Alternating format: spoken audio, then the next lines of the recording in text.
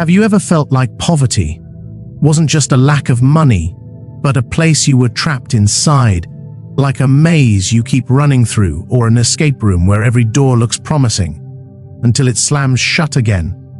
You work harder, you try again, you stay disciplined, and yet, no matter how much effort you put in, you end up right back where you started. If that feels familiar, understand this. What you're trapped in isn't just a financial situation, it's a program. And in this video, I want to show you how to finally, once and for all, escape the poverty programming trap for the rest of your life. I use the word programming very intentionally. Poverty does not begin in your bank account. It begins in expectation. It exists first in the assumptions you inherited, the environment you grew up in, and the beliefs that were installed into you long before you ever earned your first dollar. Machiavelli understood this centuries ago, when he warned that men are ruled less by reason than by habit, and that whoever controls the pattern of thought controls the outcome of life. Poverty cannot dominate your experience unless it already lives quietly in your expectations. That's why poverty is a mindset, just like wealth is a mindset. The difference between poor people, middle-class people, and rich people is not how much money they currently have, it's how they think about money, and more importantly, what they believe money is for. Poor people believe the primary purpose of money is to pay bills, so every time money touches their hands, it immediately disappears. For them, it's not payday, it's transfer day. Money shows up, waves hello, and is gone, before it ever has a chance to do anything useful.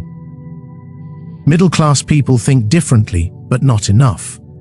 They believe the primary purpose of money is to buy things they can really afford, as long as they can keep the payments current. The goal becomes maintaining credit, maintaining appearances, and maintaining the image of progress. But the wealthy play an entirely different game. They believe the primary purpose of money is to turn it into more money before a single dollar is spent. That belief alone changes everything. Machiavelli would have called this the difference between reacting to circumstance and commanding it. One group consumes first and hopes later. The other multiplies first and consumes only what remains. This is what I mean by programming, and here's the part most people miss. You will never behave consistently in a way that contradicts your programming. Your results are shaped far more by what is ingrained in you than by what you consciously intend. You can read books, watch videos, and repeat affirmations all day long. But if your internal script is written for poverty, your actions will always drift back toward it. As Machiavelli observed, men may desire change, but they obey the patterns they know. If you are programmed for poverty, you will remain poor until the program itself is rewritten. That's why willpower alone doesn't work. That's why motivation fades. The mind always returns to what feels familiar, and poverty, when it has been normalized, feels familiar. It feels safe.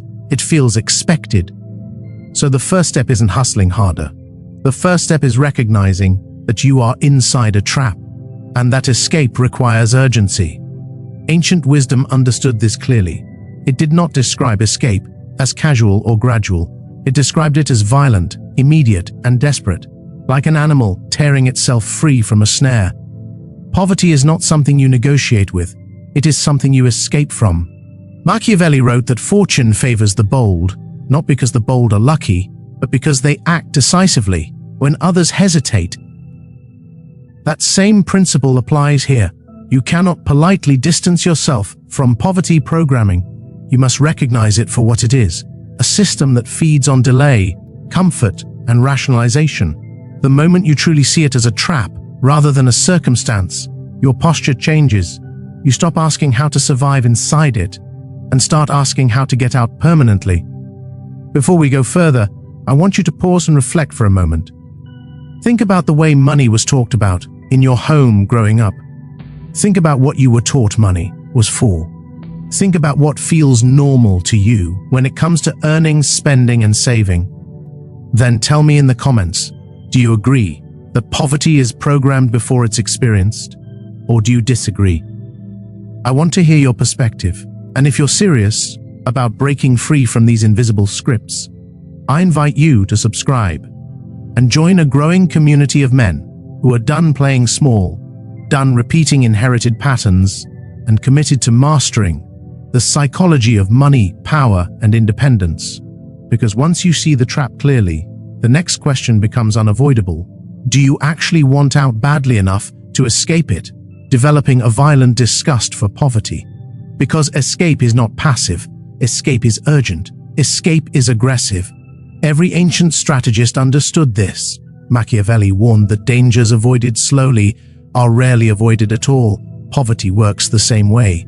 If you treat it casually, it tightens its grip. If you negotiate with it, it stays. You only get free when you develop a level of internal resistance so strong that staying becomes more painful than leaving. This is where most people fail. They dislike being broke, but they don't hate it. And there is a difference. Discomfort doesn't move men, disgust does. You don't drift out of poverty, you repel it. That's why every serious transformation begins with a deep, emotional rejection of the old condition. Poverty has to become unacceptable to you at a visceral level, not just inconvenient. I didn't escape poverty because I was smarter than everyone else. I escaped it because I developed a violent disgust for what it was doing to my life. I got tired of the quiet humiliation. Tired of pretending things were fine when they weren't. Tired of doing mental math. Every time a bill came in, knowing one unexpected expense could collapse everything. I remember standing in a cramped apartment with a newborn on the way, explaining to my partner why the power company had shut us off again.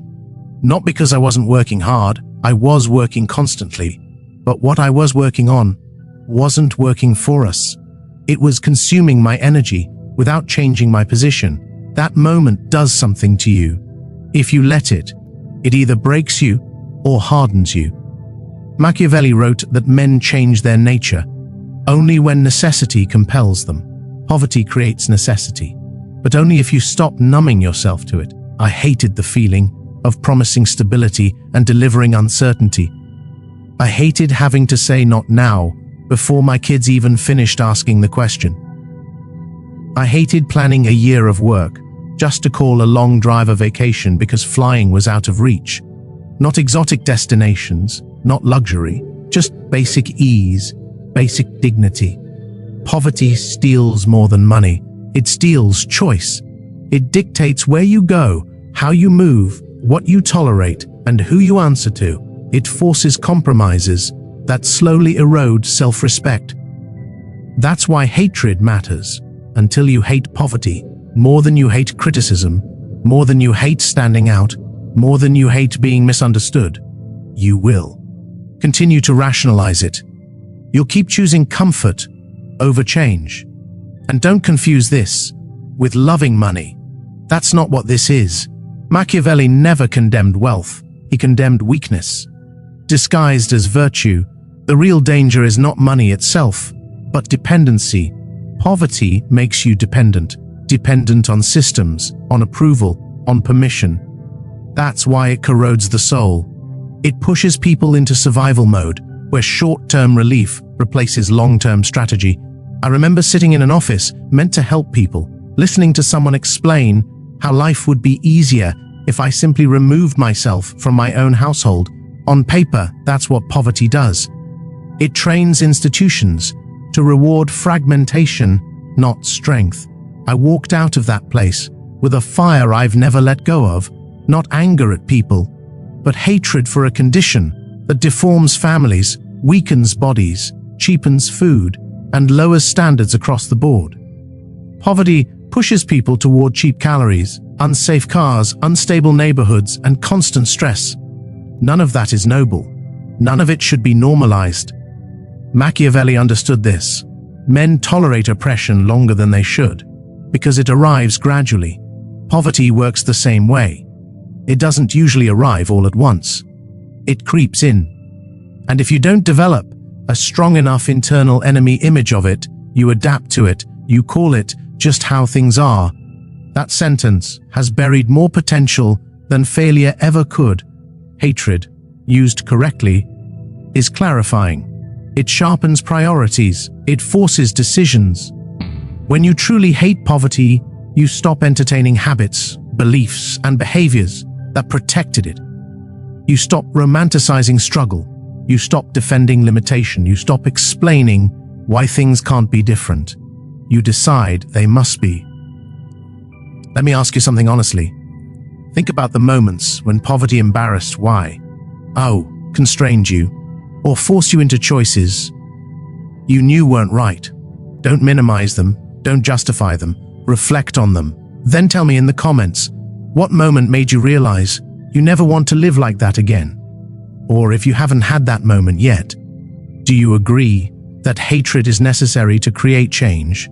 Or do you disagree? Because once hatred is established, something interesting happens. Your tolerance for poverty's companions drops to zero. And that's where this gets uncomfortable, because poverty never travels alone. It always brings partners with it. And unless you're willing to confront them directly, poverty will always find a way back in. The partners of poverty. These partners don't announce themselves as enemies. They present themselves as comfort, relief, normal behavior, even self-care. But make no mistake, they are loyal to poverty. And as long as you tolerate them, poverty will always find its way back into your life. The first partner is sleep, or more accurately, laziness disguised as rest. Rest is necessary. Sleep is essential. But loving sleep is dangerous. Ancient wisdom warned about this plainly. Not because sleep is evil, but because excess sleep dulls urgency. When sleep becomes the goal instead of recovery for action, poverty moves in. I don't live to sleep. I sleep so I can live with force. There were seasons in my life when I couldn't afford entertainment, distraction, or comfort. I could afford effort, so I chose effort, while others were unwinding. I was building, while others were escaping reality. I was confronting it. Machiavelli would say this is the difference between men who prepare during calm seasons and men who panic when storms arrive. The second partner is gluttony. And this goes far beyond food. Gluttony is excess without purpose. It's overconsumption that weakens discipline. When why? Eat too much, indulge too much, scroll too much, binge too much. You rob yourself of the energy required to push poverty away. A body that is constantly indulged becomes sluggish. A mind that is constantly stimulated becomes unfocused. Poverty thrives when your strength is blunted. History is clear on this. Declining societies always eat and entertain themselves into weakness before they collapse economically. This is not coincidence, it's pattern. Then there's drunkenness, or more broadly, chemical escape. People say they need something to take the edge off. But what if the edge exists because poverty is still present? What if the stress you're medicating is the signal, not the problem? Every time you numb yourself, instead of addressing the source, you preserve the condition that caused the pain. I made a decision early on that I wasn't going to sacrifice clarity for relief. I wasn't going to dull my mind when my mind was the only weapon I had. Machiavelli warned that men lose states, not because of enemies, but because of indulgence. The same applies here. All of these partners can be grouped under one word: self-indulgence. And self-indulgence is the engine of poverty. That may sound harsh, but it's true. Self-indulgence turns focus inward. Wealth requires the opposite. Wealth is created by serving other people. Money flows toward those who solve problems, not those who constantly soothe themselves. I've said this before, and it bears repeating. Money is not wealth. Wealth is your ability to create value for someone other than yourself. The more people you serve, and the more valuable the service, the more wealth you command. Self-indulgence kills that ability. Now here's the part that makes people uncomfortable. There is another partner of poverty, and it's deeper than habits. It's evil. Not in a dramatic sense, but in a structural nay. Throughout history, poverty has followed deception, corruption, and moral decay like a shadow.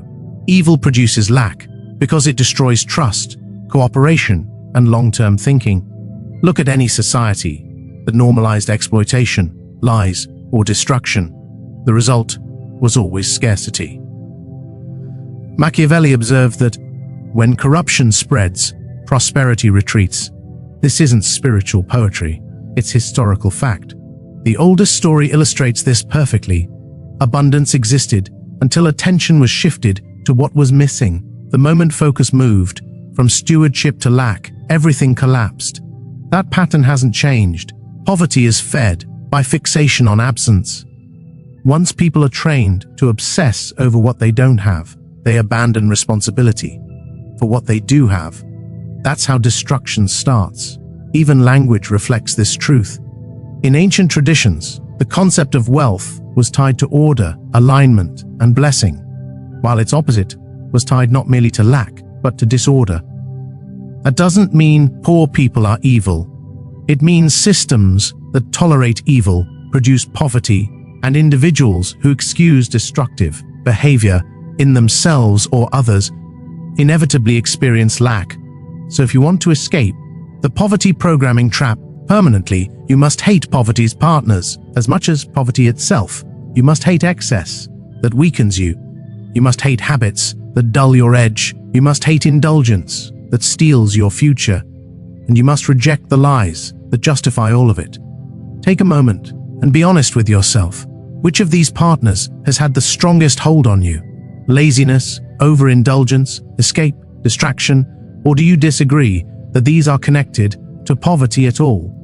Leave a comment with one word that names the partner you're cutting off, or share your reflection if this hit close to home, because once you eliminate poverty, wise allies, something remarkable happens. You create space for a different set of partners to enter your life. And those partners don't drain you, they multiply you. The partners of prosperity. Once poverty and its partners are pushed out, something important happens. A vacuum is created, and that vacuum will always be filled. If you don't consciously choose what replaces poverty, it will sneak back in, wearing a different disguise. This is where most people relapse. They remove bad habits, but don't install strong ones. They reject limitation, but don't build structure. Prosperity, like poverty, also has partners. And if you fall in love with them, wealth stops being a struggle and starts becoming a byproduct. The first partner of prosperity is diligence. Not motivation, not hype, diligence, consistent, disciplined effort applied in the right direction. Over time, ancient wisdom said, the hand of the diligent makes rich, not the hand of the gifted, the lucky, or the connected.